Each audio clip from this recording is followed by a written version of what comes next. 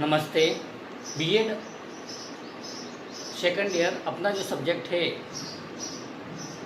शैक्षिक प्रबंधन तथा समावेशी विद्यालय का निर्माण, पेपर अपना थर्ड है, जिसके अंतर्गत 5th यूनिट चल रही है। आज का जो अपना जो टॉपिक है उसके अंतर्गत प्रमुख जो सामूहिक विधियाँ है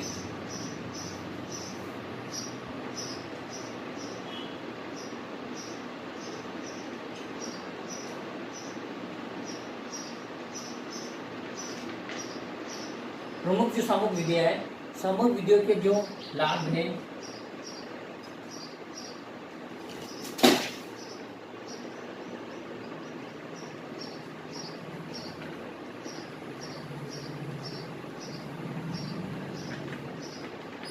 विधियों के लाभ है,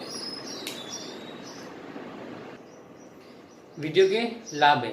तो सामूहिक प्रमुख जो सामूहिक विधियाँ हैं उसके अंतर्गत जो प्रमुख सामूहिक गतिविधियों पर विचार किए जाए तो अनेक प्रकार की जो गतिविधि के माध्यम से बालक विद्यालय एवं विद्यालय के बाहर अधिगम करता है, जैसा खेल के द्वारा अधिगम, समूह विधि द्वारा अधिगम, सामूहिक प्रतियोगिता द्वारा अधिगम, सांस्कृतिक कार्यक्रम, शैक्षिक प्रदर्शन द्वारा सीखना और शैक्षिक मेलों द्वारा सीखना और शैक्षिक भ्रमण द्वारा सीखना। तो ये सामूहिक विधियाँ जो होती है, ये प्रमुख जो सामूहिक गतिविधि पर विचार किए जाए तो अनेक प्रकार की जो गतिविधि के माध्यम से बालक विद्यालय एवं विद्यालय के बाहर जो भी अधिगम होता है उसको वो सीखता है।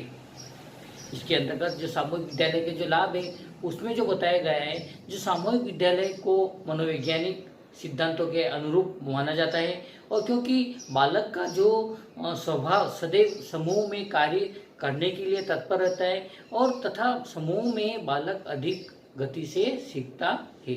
इसी के साथ में समूह में जो छात्र एक ही विषय पर तथा एक ही प्रकार से कार्य करने के तरीकों पर विचार करता है, जिसके परिणाम स्वरूप छात्र अनेक प्रकार के कौशल एवं जो विधियों को सीखता है। जो बहुत सारी जो कौशल होते हैं उसकी जो विधियाँ होती है उसके बारे में वो अनेक प्रकार वो सीखता है। इसी के साथ में जो बताया गया है, जो इसकी जो सहपाठी व्यूह रचना एवं रणनीतियाँ, सहपाठी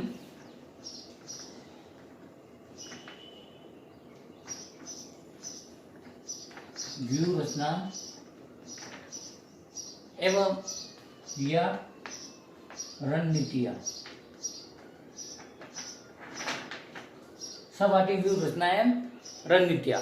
इसके अंतर्गत जो सहपाठी जो समय वयस्क जो शिक्षण रणनीति शिक्षण द्वारा बनाई जाती है। क्या है? सहपाठी जो शिक्षण रणनीति शिक्षक द्वारा बनाई जाती है, और इस प्रकार इस रणनीति में छात्र परस्पर स्वतंत्र वातावरण में किसी भी पर्यावरण बिंदु पर अधिगम प्राप्त करते हैं, और इस अधिगम रणनीति में कक्ष अध्यापक का मात्र निर्देशन, परामर्श तथा मूल्यांकन निहित रहता है। इसी के साथ में जो बताया गया है, जो समस्या समाधान के उपरांत अध्यापक द्वारा देखा और परखा जाता है। इसी के साथ इस प्रकार की जो रणनीतियों में के जो प्रमुख तथ्य विशेष आवश्यकताएं वाले बालक से संबंधित होते हैं, और इसमें जो बालकों को उनकी आवश्यकता के अनुरूप शिक्षण अधिगम प्रक्रिया उपलब्ध कराई जाती है, जिससे कि प्रत्येक छात्र को उसकी योग्यता क्षमता के अनुसार शिक्षण अधिगम व्यवस्था प्राप्त होती है तथा उसकी जो सक्रियता में वृद्धि होती है। और इस प्रकार की रणनीतियों में छात्रों द्वारा जो प्रजातांत्रिक मूल्यों के आधार पर सक्रियता का प्रदर्शन किया जाता है। तो सहपाठी व्यूह रचना एवं रणनीति के अंतर्गत ये सारी चीजें बताई गई है, तो इसको बहुत ही महत्व है। फिर आती है इसी के साथ में जो आता है सहपाठी अनुवर्ग रणनीतियों के जो सिद्धांत होते हैं, इनके जो सिद्धांत,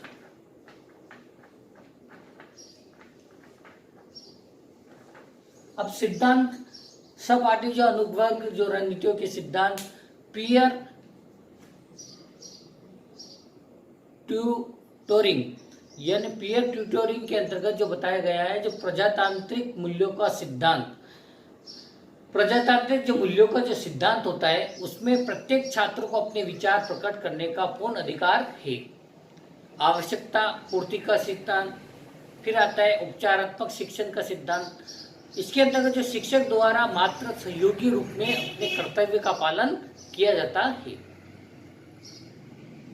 फिर वैयक्तिक भिन्नता का सिद्धांत, आवश्यकता अनुसार शिक्षा प्राप्त हो, समस्या समाधान का सिद्धांत और समीपता का जो सिद्धांत। इसके अंतर्गत जो बताया गया है कि सहपाठी अनुवर्ग रणनीतियों में यह व्यवस्था होती है कि छात्र शिक्षक को एक सहयोगी के रूप में अनुभव करता है। तो यह सहपाठी अनुभव रणनीति जो सिद्धांत है उसके अंतर्गत बताया गया है। फिर इसी के अंतर्गत अपन इसमें नवीन जो अनुदेशात्मक जो अभ्यास होते हैं, नवीन अनुदेशात्मक अभ्यास, नवीन अनुदेशात्मक अभ्यास,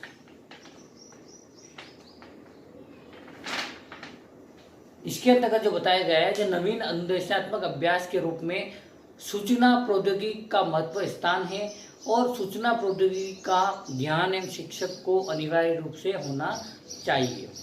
इसलिए सूचना यह जानना आवश्यक है कि सूचना प्रौद्योगिकी का संकीर्ण एक व्यापक अर्थ क्या है और स्क्रीन अर्थों में जो सूचना प्रौद्योगिकी का आशय कंप्यूटर इंटरनेट की जो सहायता से आंकड़ों को जो भेजना, आंकड़ों का संग्रहण करना तथा आंकड़ों का जो प्रस्तुतिकरण करना व्यापक अर्थों में इस पर चर्चा की जाए तो इसके अंतर्गत hardware, software, electronic, pen drive, TV, radio, tape recorder, chip, internet, mobile phone और इंजीनियरिंग, ऑनलाइन क्रय विक्रय तथा स्वास्थ्य देखभाल को सम्मिलित किया जाता है। इसी के साथ में इस प्रकार सूचना प्रौद्योगिकी का जो क्षेत्र व्यापक एवं उपयोगी है। इसके माध्यम से विकलांगता को समाप्त तो नहीं किया जा सकता परंतु कम किया जा सकता है। इसमें जो महत्वपूर्ण जो पॉइंट दिए गए हैं उसमें जो बताया गया है कि कंप्यूटर एवं इंटरनेट की सहायता से विकलांगता को कम करना, शैक्षिक पुनर्वास में सूचना प्रौद्योगिकी का योगदान और आर्थिक पुनर्वास में सूचना तकनीक का योगदान और सामाजिक पुनर्वास में सूचना तकनीक का योगदान और राजनीतिक पुनर्वास में सूचना तकनीक का योगदान और चिकित्सा देखभाल में सूचना तकनीकी का योगदान, ये महत्वपूर्ण योगदान है। ठीक है, आज के लिए प्रमुख जो यही अध्ययन है कि अपना प्रमुख समुदाय विधियों के लाभ और सहपाठी व्यूह रचनाएं, रणनीतियां, जो सिद्धांत और नवीन अनुदेशात्मक अभ्यास के बारे में अपन ने अध्ययन किया है। आज के लिए इतना ही काफी है। कक्षा को व्यवस्थित बनाने के लिए और ध्यान से सुनने के लिए आपको बहुत बहुत धन्यवाद। घर खड़े और सुरक्षित रहिए। धन्यवाद।